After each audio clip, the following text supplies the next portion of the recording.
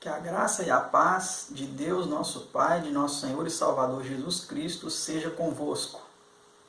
É bom nós estarmos juntos mais uma vez para estudarmos a Palavra de Deus. Eu aqui desse lado e você aí do outro lado, para juntos podermos mais uma vez estudar outro tema da Palavra de Deus. É uma satisfação podermos fazer isso. E eu agradeço a sua presença aí conosco. Peço que você compartilhe esse importante estudo da Palavra de Deus com seus amigos, com seus conhecidos. Você chame outras pessoas também para assistir com você essa importante série de estudos bíblicos, porque temos estudado temas muito importantes. Antes de estudarmos o próximo tema, eu convido a você que se coloque de joelhos para elevarmos a Deus uma prece.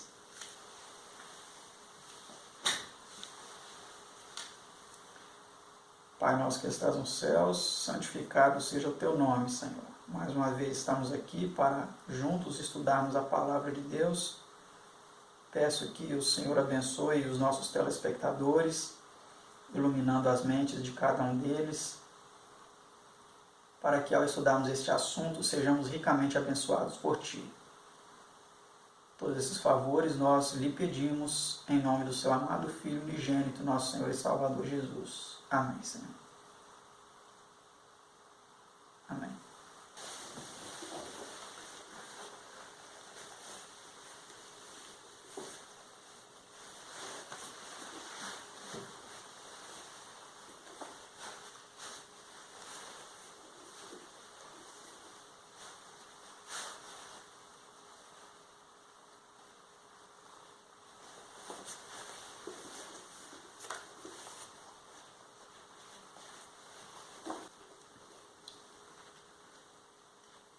O tema que vamos estudar hoje é sobre a fé, uma palavrinha tão pequena, mas que carrega efeitos, resultados tão enormes, de dimensões tão grandes que não podemos nem medir. A fé, ela é uma das características, uma das bênçãos, dons especiais de Deus para o ser humano. Então vamos para a primeira pergunta.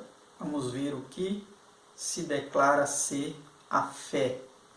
Vamos ver o que a Bíblia diz ser a fé.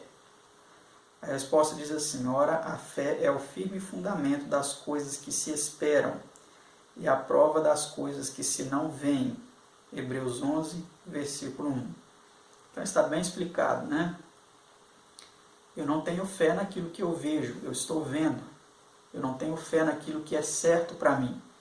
A fé, ela é exercida em coisas que não podemos dimensionar. Essa é a fé, né? Pergunta 2. Quão necessária é a fé? Veja a resposta. Sem fé é impossível agradar-lhe. Hebreus 11, versículo 6. Então, aqui nós vemos que sem fé é impossível agradar a Deus. Por isso que ela é muito importante, né? Próxima pergunta, pergunta 3. Basta um mero assentimento à verdade? Veja a resposta aí. O que diz a palavra de Deus? Acompanhe sua tela. Tu crês que há um só Deus? Fazes bem, também os demônios o creem e estremecem. São Tiago 2, versículo 19. Então, de acordo com essa resposta, nós percebemos que não é suficiente um mero assentimento à verdade, um mero saber a verdade. Isso não é suficiente, porque até os demônios creem que Deus é um só e eles estremecem por causa dessa verdade. Mas, como sabemos, eles estão perdidos. Eles são agentes do mal para a destruição da raça humana. Vamos para a próxima pergunta, pergunta 4. O que é requerido além do crer na existência de Deus? Então, além de crer que Deus existe, vamos ver que outra coisa importante é requerida. porque é necessário que aquele que se aproxima de Deus creia que Ele existe e que é galardoador dos que o buscam. Hebreus 11, versículo 6, última parte, né? Então, precisamos, além de crer na existência de Deus, saber que Ele vai recompensar aqueles que o buscam, né? Próxima pergunta, pergunta 5. De quem procede a fé? Perguntas pequenas, né? Temos analisado perguntas pequenas sobre uma palavrinha pequena, fé, mas como dissemos, de um efeito que não pode ser dimensionado, né? Então, de quem procede a fé? Vamos ver a resposta. Porque pela graça sois salvos, por meio da fé. E isso não vem de vós, é dom de Deus. Efésios 2, versículo 8. Então, muitas pessoas arrogantemente, né, enchem o peito e proclamam: eu tenho muita fé. Como se isso procedesse delas mesmas, né? Mas a palavra de Deus vem nos dizendo que a fé, ela procede de Deus, ela é dom de Deus, né? Vamos para a pergunta 6. Por que Deus ressuscitou dos mortos a Cristo? Veja o que diz a Bíblia na resposta a essa pergunta. E por ele credes em Deus, que o ressuscitou dos mortos, e lhe deu glória, para que a vossa fé e esperança estivesse em Deus. 1 Pedro 1, 21. Então, como vimos aqui, Deus ressuscitou Jesus, né, para que a nossa fé estivesse em Deus, estivesse no Pai de nosso Senhor Jesus Cristo. Tanto a nossa fé, quanto também a nossa esperança, né? Vamos para a pergunta 7. Qual é a relação de Cristo para com esta fé? Olhando para Jesus, o autor e consumador da fé. Hebreus 12, versículo 2. Então, o autor e consumador da fé, como vimos aqui, é Jesus. Precisamos olhar para Ele, né? Essa é a relação de Cristo para com a fé. Vamos para a próxima pergunta, pergunta de número 8. Qual é a base da fé? Mais uma perguntinha pequenininha, né? Mas muito importante. Qual é a base da fé? Vamos ver o que diz a palavra de Deus. De sorte que a fé é pelo ouvir, e o ouvir da palavra de Deus. Romanos 10, versículo 17. Então, se você está aí agora ouvindo essas declarações, esses textos bíblicos, você está se submetendo a ser exercitado, a ser abastecido, a ser capacitado com esse dom tão importante que é a fé, né? Por isso que é importante estudarmos a palavra de Deus, ouvirmos a palavra de Deus, para que assim a nossa fé seja fortalecida, seja exercitada, né? Pergunta 9. Em que relação está a fé para com o conhecimento? Vamos ver o que diz a palavra de Deus em resposta a essa pergunta. Pela fé entendemos que os mundos, pela palavra de Deus, foram criados. Hebreus 11, versículo 3. Então, o conhecimento ele não está dissociado da fé. Muitas pessoas acreditam que conhecimento, razão é uma coisa e fé é outra. Mas não. Aqui na palavra de Deus vem nos dizendo que nós conhecemos que existem outros mundos, que existem inclusive outras pessoas, né?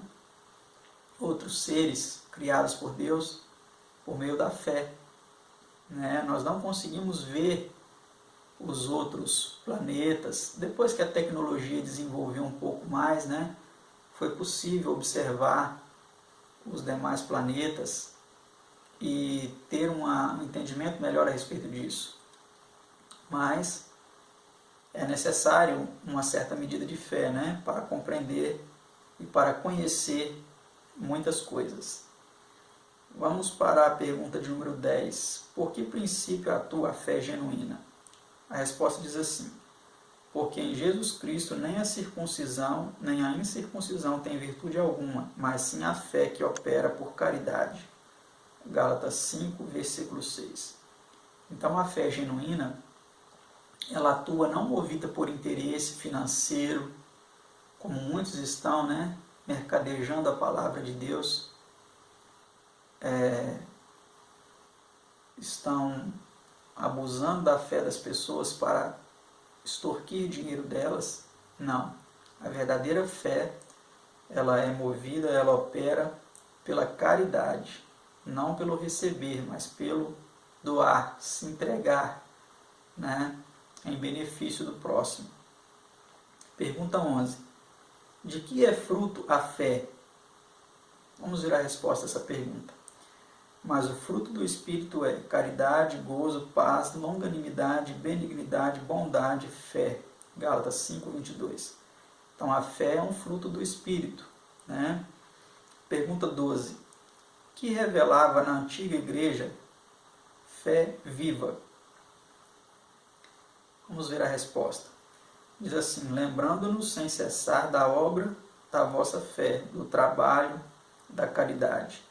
1 Tessalonicenses 1, versículo 3. Então, na antiga igreja, a fé viva, ela era atuante, ela era caridosa, né? Ela operava, ela não era uma fé inerte, uma fé acomodada, mas uma fé que trabalhava intensamente pelo benefício do semelhante, né? Vamos para a pergunta 13. O que é necessário para que a pregação do Evangelho seja eficaz? Vamos ver a resposta a essa pergunta.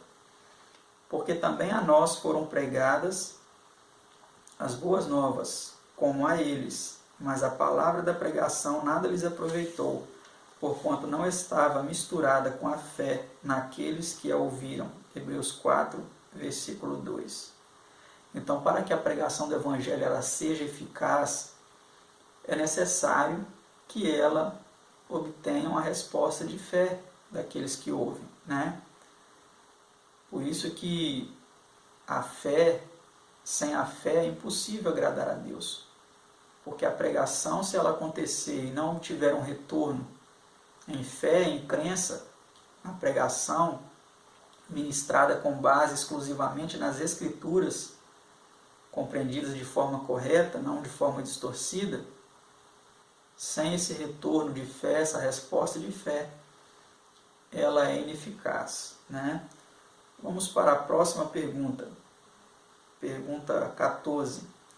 Qual é o caráter de qualquer ato ou serviço que não seja feito em fé? Vamos ver aquelas coisas que não são feitas por meio de fé, qual é o caráter delas. Acompanhe a resposta em sua tela. E tudo que não é de fé é pecado. Romanos 14, versículo 23. Está vendo? Vemos aí então que se você está fazendo com dúvida, se você não tem fé, pode saber que tem algo errado por trás, né? Próxima pergunta, pergunta 15. Como mostra a experiência de Abraão que a obediência e a fé são indispensáveis? Essa pergunta é uma pergunta muito importante, porque algumas pessoas elas não têm a noção da importância da obediência aliada à fé. Elas falam assim, eu tenho muita fé, mas não fazem nada, ficam de braços cruzados, né? Ou até mesmo desobedecem algumas ordens importantes, claras, de Deus, por meio de sua palavra, né? Então vamos ver aqui na experiência de Abraão, como que a união da fé e da obediência, ela tem um fator importantíssimo, elas são inseparáveis. Veja a resposta em sua tela. Pela fé, Abraão, sendo chamado, obedeceu, indo para um lugar que havia de receber por herança, e saiu sem saber para onde ia. Hebreus 11, versículo 8. Então, note que Abraão, ele obedeceu, ele teve fé, mas ele obedeceu à ordem de Deus. Então, isso é um exemplo que nós também precisamos obedecer o que Deus nos ordena, não é mesmo? Vamos para a próxima pergunta, pergunta 16. Aqui está unida, portanto, a fé de Jesus. Vamos ver a fé de Jesus, aqui ela está unida. A palavra de Deus diz assim, Apocalipse 14, 12. Aqui está a paciência dos santos. Aqui estão os que guardam os mandamentos de Deus e a fé de Jesus. Então, a fé de Jesus, por que diz a fé de Jesus? Porque a fé verdadeira é a fé que Jesus manifestou, não é a fé em Jesus. Aqui é um pouco diferente. Ter fé em Jesus é diferente da fé de Jesus.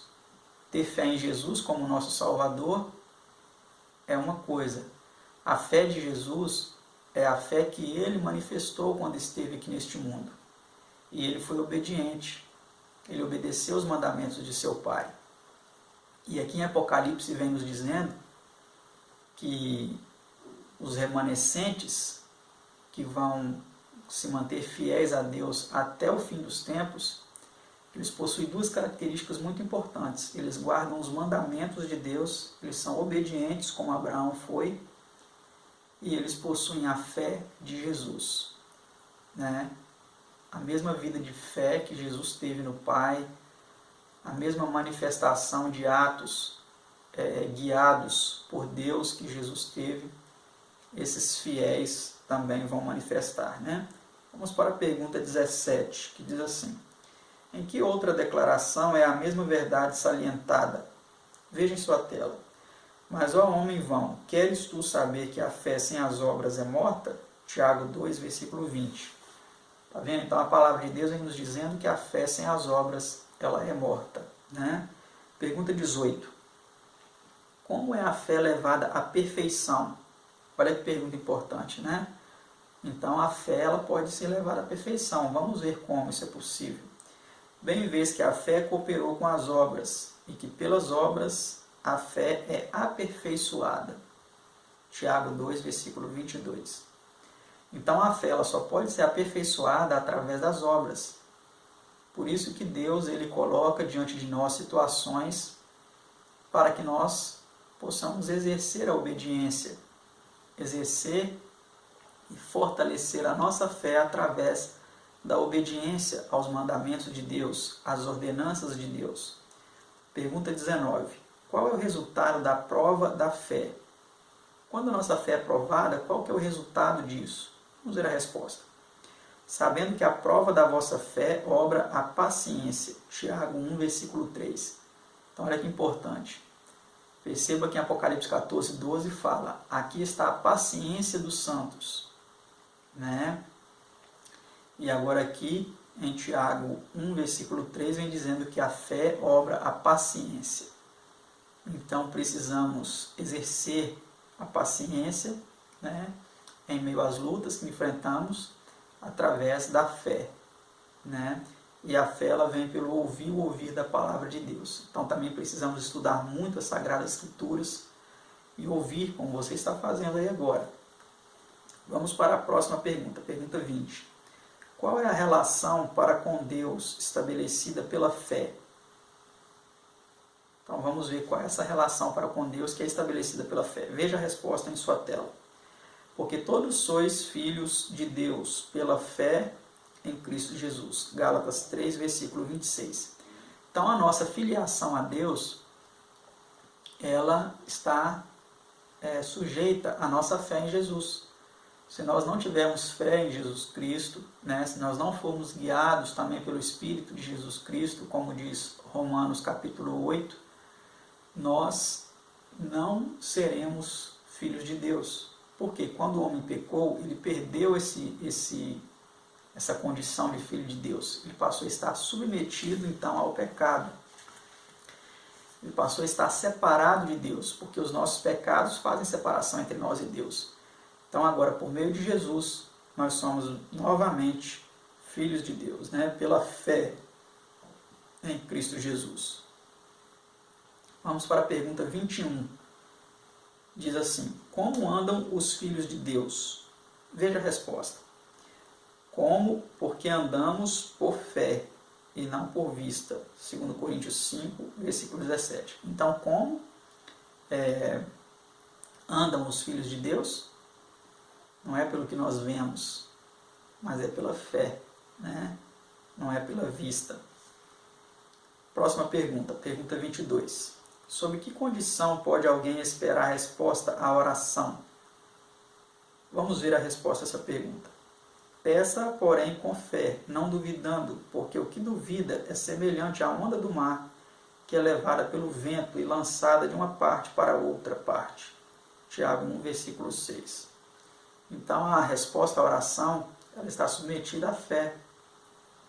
Precisamos ter fé que Deus ele responderá. Próxima pergunta, pergunta 23. A que partes da armadura antiga é a fé comparada? Vamos ver a resposta a essa pergunta. Vejam em sua tela. Tomando sobretudo o escudo da fé, com o qual podereis apagar todos os dardos inflamados do maligno, Efésios 6,16. E o outro texto diz assim, vestindo-nos da couraça da fé e da caridade, 1 Tessalonicenses 5, versículo 8. Então, a fé ela é comparada a um escudo, e uma couraça que nos protege, contra os dardos do maligno. Vamos para a próxima pergunta, pergunta 24. Que capítulo da Bíblia é dedicado à fé? Talvez você já até sabe a resposta a essa pergunta, mas veja em sua tela a resposta. Diz assim, o capítulo 11 de Hebreus, nos versículos 33 a 38, temos um resumo das vitórias dos heróis da fé. Então este capítulo é um capítulo muito bonito, eu sugiro que você leia. Capítulo 11 de Hebreus. Lá conta a história de homens de fé que venceram várias batalhas, tanto físicas quanto espirituais, movidos pela fé, em Deus. Vamos para a penúltima pergunta de nosso estudo, pergunta de número 25. Que nos dá a vitória no conflito com o mundo? Como podemos ser vitoriosos nesse conflito com o mundo? Vamos ver a resposta. E esta é a vitória que vence o mundo, a nossa fé. 1 São João 5, versículo 4. Então, se você não tiver fé, será impossível vencer o mundo.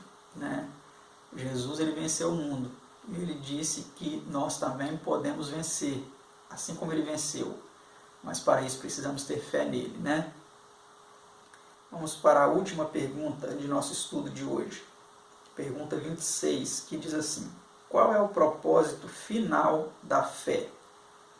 Veja a resposta em sua tela. Diz assim, alcançando o fim da vossa fé. Fim aqui a palavra tem sentido de finalidade, Alcançando o fim da vossa fé, a salvação das almas. 1 São Pedro 1, 8 e 9. Então, como vimos aqui, a fé ela é importantíssima para a nossa salvação. Talvez você já se pegou duvidando de algumas coisas, de algumas promessas de Deus na sua vida.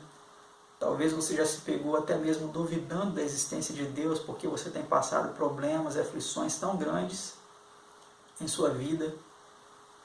Olha, eu quero dizer para você que essas situações, ao invés de elas fazerem você duvidar da existência de Deus, elas servem para te dar mais razões ainda para crer que Deus ele está na direção de todas as coisas e só Ele pode lhe ajudar a vencer todas as barreiras.